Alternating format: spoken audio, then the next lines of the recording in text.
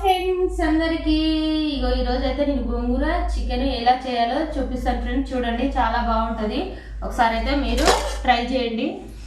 చూడండి గోంగూర టమాటా అయితే ఉడకబెట్టి పెట్టిన. ఇప్పుడైతే చికెన్ ఉల్లిపాయలు పచ్చిమిర్చి అయితే కట్ చేసి పెట్టిన ఫ్రెండ్స్. ఇప్పుడు ఎట్లా చేయాలో చూపిస్తా, చూద్దాం. నూనె అయితే పోస్తున్నా. నూనె అయితే బాగా వేడెక్కింది. ఉల్లిగడ్డ మిర్చి ఉల్లిగడ్డ అయితే మంచిగా ఉడికింది. ఇప్పుడైతే కడిగిన చికెన్ ఉప్పు అయితే వేసిన ఫ్రెండ్స్. చూడండి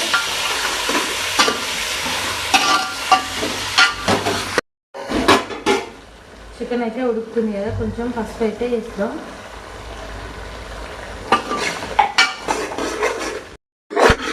ఉడికినాక కొద్దిసేపు అయినాక అల్లం అయితే వేద్దాం. చూడండి ఇప్పుడే దంచిన చికెన్ అయినా మటన్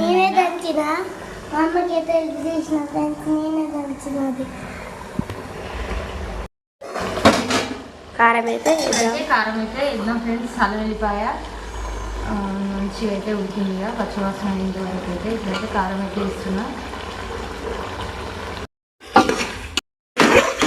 మసాలా అయితే వేస్తున్నా ఫ్రెండ్స్. కొన్ని వాటర్ అయితే ఇస్తున్నా. వాసన చికెన్ చూడండి, చికెన్ వాసన రాకపోతే వాసన గోంగూర అయితే వేద్దాం. మరి చికెన్ అయితే బాగా ఉడుకుని చూడండి. ఇక కొద్దిసేపు ఉడికితే మాత్రం ఇక పీసులు అవుతుంది. ఇక చూడండి చాలా మంచిగా అయితే ఉడికింది. ఇప్పుడైతే గోంగూరతో కూడా కొద్దిసేపు ఉడకాలి కదా, అందుకని గోంగూర అయితే వేస్తున్నా.